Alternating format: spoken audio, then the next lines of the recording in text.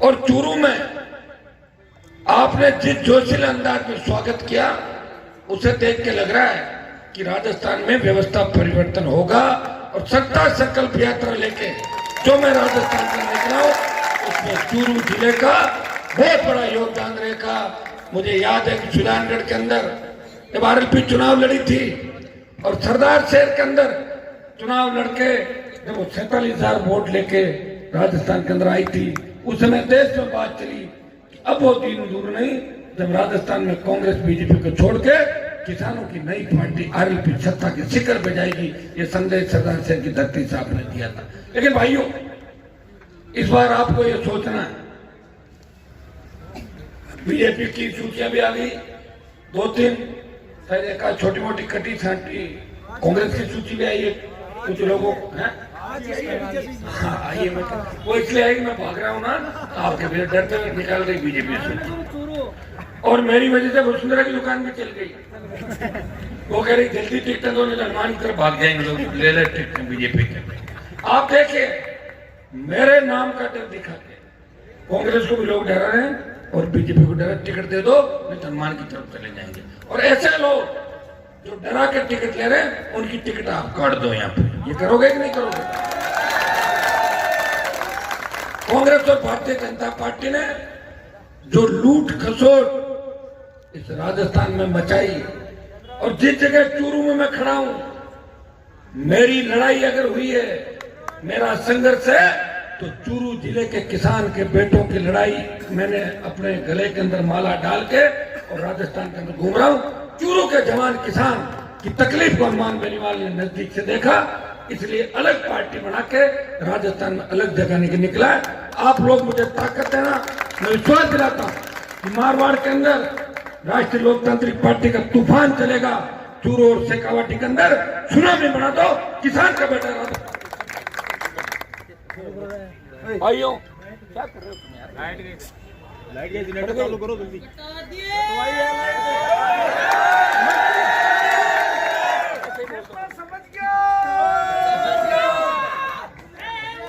बोल दे भाई जी, आपने सॉलिड आप भाई बोलो मनोहर बोलो भाई जी, बोलो भाई जी। जिसने लाइट कटाई है मैं उसका कनेक्शन ही काट दूंगा।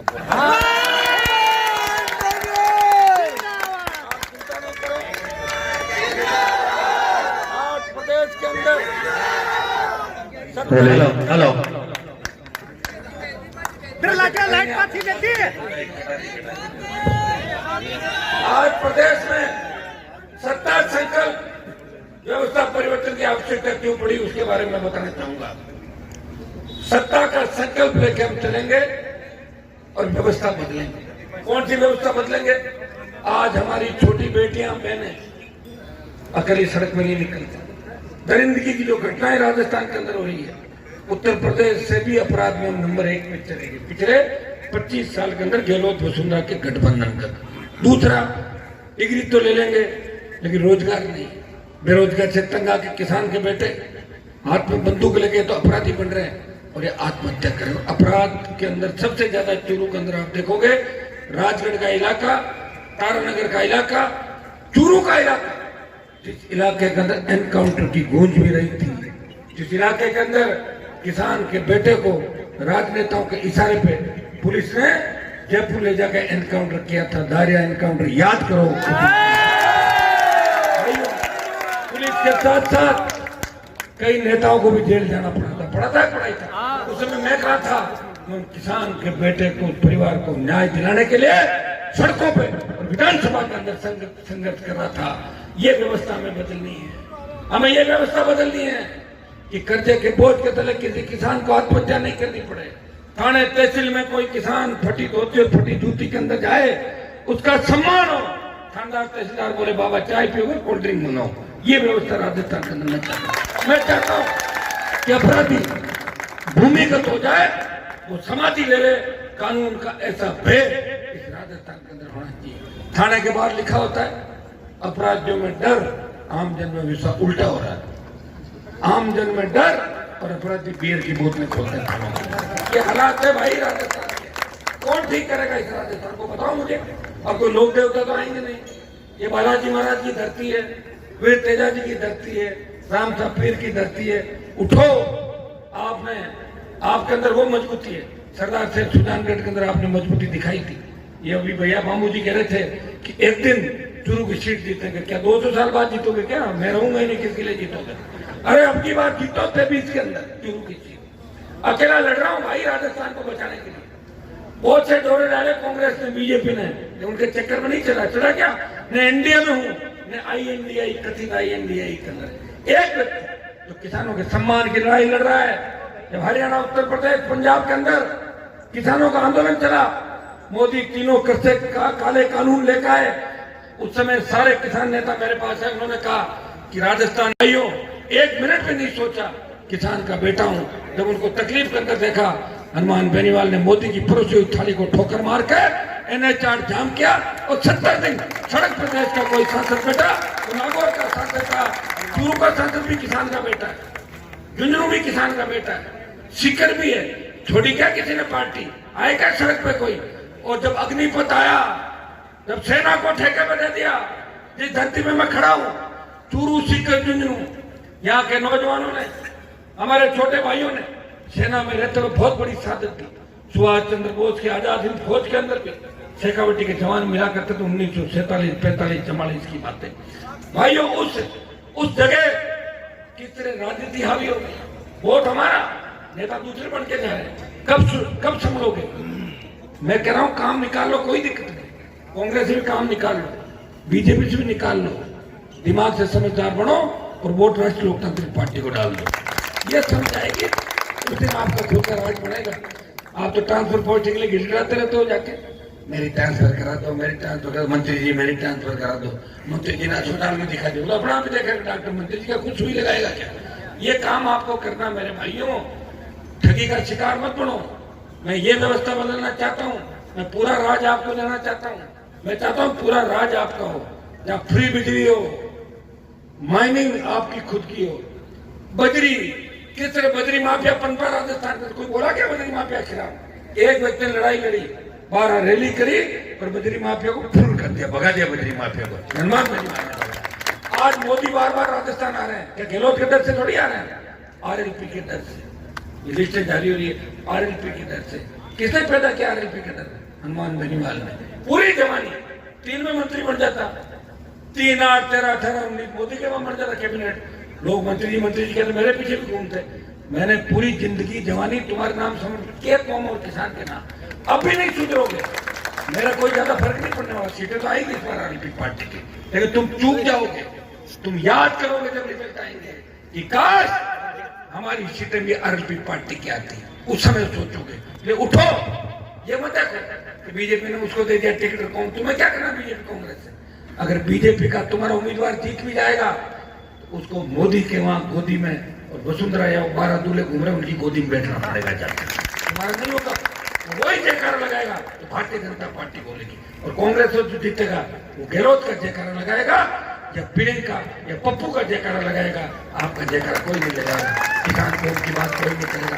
भाइयों, समझ के साथ आगे बढ़ो। देखिए, कांग्रेस टिकटें बांट रही, बीजेपी भी बांट रही है। मेरी टिकटें मुझे बांटनी है, आपको पूछ के बांटूंगा टिकटें। मैं तो टिकटों की सूची नहीं जारी कर देता, मुझे कौन मना कर रहा? 25-30 की तो कर ही देता पहले, फिर 30 की और कर देता। लेकिन मैं सत्ता संकल्प यात्रा के लिए निकला हूं। कहीं ये नहीं हो जाए आप सोचे हनुमान जी तो मारवाड़ में निकाल नहीं यात्रा। चूरू, सीकर, झुंझुनू, बीकानेर, हनुमानगढ़, गंगानगर, अजमेर, भीलवाड़ा, चित्तौड़, टोंक, तमाम जगहों को होता हुआ फिर जयपुर के अंदर आऊंगा और जयपुर में इस यात्रा का समापन करूंगा। सूची मेरी भी 1-2 दिन के अंदर आएगी। सूची में दमदार योद्धा आएंगे, मजबूत आएंगे, जो कांग्रेस और भारतीय जनता पार्टी के पसीने छुड़ा देंगे चुनाव के अंदर। उसके बाद ऐसा व्यक्ति जो चाह रहा है 18 में जो 80 लाख वोट मिला था कांग्रेस बीजेपी के खिलाफ, इस बार 1.5 से 2 करोड़ वोट मिलेगा। नया 90 लाख वोट जुड़ा है। मैं चाहता हूँ वोट बिखरे नहीं, वो वोट एक जगह आए। ये मैं चाहता हूँ कि गठबंधन कांग्रेस बीजेपी के खिलाफ अन्य दलों के साथ गठबंधन के साथ उतरे ताकि हमारा सत्ता पे कब्जा हो। मैं प्रयास कर रहा हूँ, कोशिश कर रहा हूँ। गठबंधन हो या नहीं हो मेरा हाथ में नहीं है। मेरी तरफ से तो गठबंधन रेडी है, किंतु अगला करना चाहेगा गठबंधन भी हो जाएगा। तो मैं चाहूंगा कि कांग्रेस बीजेपी के खिलाफ मजबूत तरीके से ताल ठोकी जाए चुनाव के अंदर और इन दोनों को सबक सिखाया जाए। ये सही है कि दोनों सरकारों को आपने देखा और अभी भी जो 2-3 तरह के वर्ग हैं उनका काम ही वोट देना ही है। कई लोग वोट देने के लिए धरती पर आते हैं। जब देश की आजादी की लड़ाई चल रही थी कितने लोगों ने कुर्बानी दी, कई लोगों ने मजे लिए थे, खाली देखते थे। लोग यहाँ हिंदुस्तान में एक बात कहते हैं, राजस्थान में भी, कि भगत सिंह होना चाहिए और आपके घर में बोल नहीं, पड़ोस के घर में मेरा बेटा जिंदा रहना चाहिए, भगत सिंह दूसरी जगह हो जाए और राज में। ये सोच को बदलनी होगी भाई। हनुमान बेनीवाल अकेला कब तक लड़ेगा? मुझे सेकंड तैयार योद्धा चाहिए जिनके लिए मैं वोट मांग सकूं राजस्थान के अंदर। पहले के नेताओं ने अगर झंडा दिया होता, आज मैं अकेला थोड़ी घूमता, मैं 20 साल पहले झंडा पकड़ लेता, सत्ता के अंदर आपकी एंट्री करा देता। झंडा भी नया है, चिन्ह तो पुराना आपका, वापिस बोतल ले आया तो छीन के भागे कांग्रेस बीजेपी वाले। और डंडा, झंडे के साथ डंडा भी आपको दिया। डेराना में आपने देखा होगा झंडे के साथ डंडा भी चलाता। तो ये दिया आपको। अगर हरियाणा बीजेपी का झंडा होता तो ले जाते वापस। आप राजस्थान का झंडा और डंडा आपका। पंचायत चुनाव में भी देखे, पालिका चुनाव में आपने देखा 5 प्रधान, 1 मुंसिपल चुनाव लड़े, 1 जीते, बल्लभनगर में सेकंड रहे, दरियाबाद में बीटीपी आरएलपी को उम्मीदवार सेकंड रहा, भाजपा थर्ड, बल्लभनगर में बीजेपी की जमानत जब्त, सरदार से सुजानगढ़ का रिजल्ट देखा, साड़ा के अंदर देख लीजिए, सब जगह राष्ट्रीय लोकतांत्रिक पार्टी की मजबूत उपस्थिति रही है।